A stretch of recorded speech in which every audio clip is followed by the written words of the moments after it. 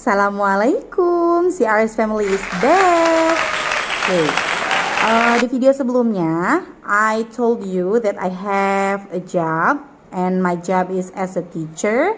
Jadi kali ini, I want to tell you about here is 5 basic way can speak English ala Umi Izba or Mrs. O first. Okay, let's check the first. Yang pertama itu adalah kita harus have a good pronounce in letters. Jadi sebelum kita merangkai ke kalimat atau kata, kita buat sebagus mungkin atau sebisa mungkin mengucapkan huruf per huruf dalam bahasa Inggris dengan benar. Why? Karena memang kalau misalkan you want to have a good words, kamu mau punya ucapan kata dalam bahasa Inggris dengan benar, you must have a good letters. Kamu harus mengucapkan hurufnya dulu dengan benar. As an example, contohnya H. How to pronounce H in English? Like that. Because bahasa Indonesia dengan bahasa Inggris, to say H, it's so different. Yang kedua itu adalah spelling time. Saya selalu punya spelling time in a day, even only 5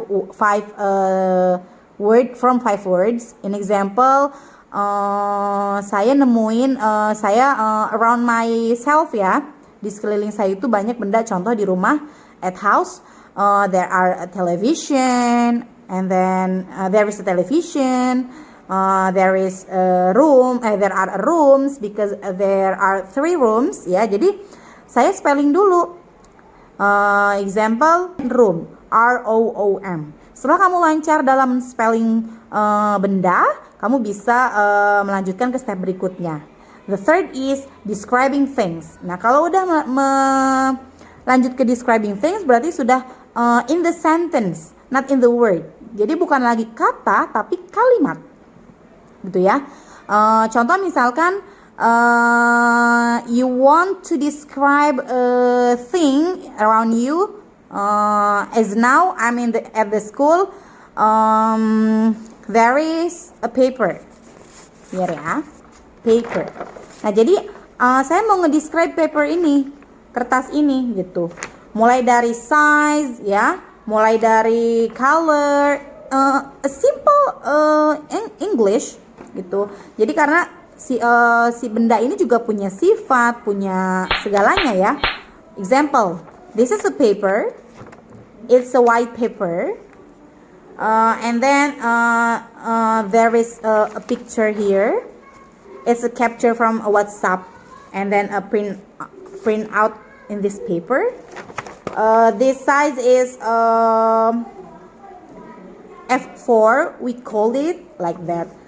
And it used to print something.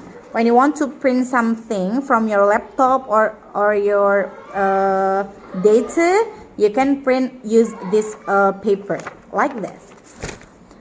Don't worry, jangan khawatir bener enggaknya kalimat yang kamu gunakan, karena as I know ya, I ever talk with native speaker, nggak ada masalah gitu. Mau susunan katanya pun amburadul, because we are pemula in learning English or speaking English. Jadi ya nggak jadi masalah gitu. Maybe when we speak with an expert from Indonesia or not a native speaker, kayak bule-bule gitu, memang banyak pasti komentar-komentar atau kesalahan, baik itu di grammatical maupun di pronounce gitu. Jadi jangan khawatir, karena biasanya sometimes ya, bagaimana cara ngoreksinya sih, ada beberapa orang yang dikoreksi pasti merasa down gitu. Tapi ya saran saya better kalau misalnya ada yang ngasih masukan, ya kita terima aja if you want to have a good English gitu ya. Okay, the next is if you have describing thing as your habitual, jadi udah jadi kebiasaan gitu ngedescribe benda-benda, kita ke step berikutnya. The fourth is telling your daily activity. Nah, kalau misalkan tadi udah mulai ke kalimat, sekarang ke paragraph gitu.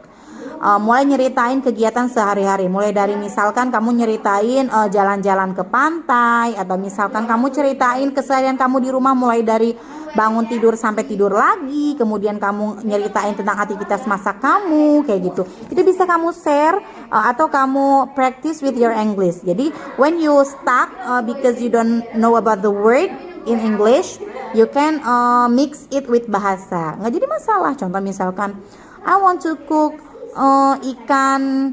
I want to cook ikan because this fish. Jadi sebelumnya kamu nggak tahu ikan itu apa, you can use your bahasa, and then when you find the word, you can use your English like that. You get it? Okay. The last one is listening music or watching movie without subtitle. Emang agak susah sih ya. Apalagi basic bahasa kita adalah bahasa Indonesia. Saya pribadi pun sama, ketika when I watch a movie, masih agak ada beberapa movie yang maybe kembali lagi ke accent ya. Kalau misalnya ada accent yang agak sulit saya pahami, I use the subtitle. Nggak jadi masalah ya. Tapi when you want to remind word by word from them, dari dialog-dialog di movie itu, usahakan tidak pakai subtitle gitu. Even you don't understand about the word, tapi biasanya you will get some words from that movie, and itu akan masuk ke our brain like that. Listening music juga, karena banyak bahasa yang lengkap or word connection di music itu ya nggak jadi masalah gitu. New word, banyak kata-kata baru kalau di lirik lagu ya. Cuma usahakan ketika kamu mendengarkan lagu, dengarkan lagu yang beatnya tuh agak slow dulu gitu ya, slow beat, karena namanya kita ingin belajar memahami atau membiasakan telinga kita mendengar lagu-lagu bahasa Inggris untuk maksudnya untuk agar bahasa Inggris kita lebih baik. Usahakan yang slow beat dulu. Nanti kalau misalkan bahasa Inggris sudah mulai bisa better dari sebelumnya, kamu bisa pakai yang heartbeat kayak gitu ya. Oke, itu adalah 5 ways yang biasa saya lakukan. Even not every day, but in a week tuh pasti harus ada gitu. Even you don't have anyone to talk with you, just talk with yourself ya. Kamu bisa acting dengan diri kamu sendiri for practice your English. Karena bahasa Inggris tuh nggak bisa kalau kamu nggak practice gitu ya. Ini sih sesuai dengan pengalaman pribadi gitu ya. I hope 5 ways that I told you bisa menjadi referensi cara belajar kamu dalam bahasa Inggris. And if you if you get some result from my ways, dengan cara saya yang saya kasih ke kalian, please send your comment, okay, in this video. Semoga bermanfaat. Cukup itu aja untuk kali ini, and I close. Assalamualaikum. See you in the next video.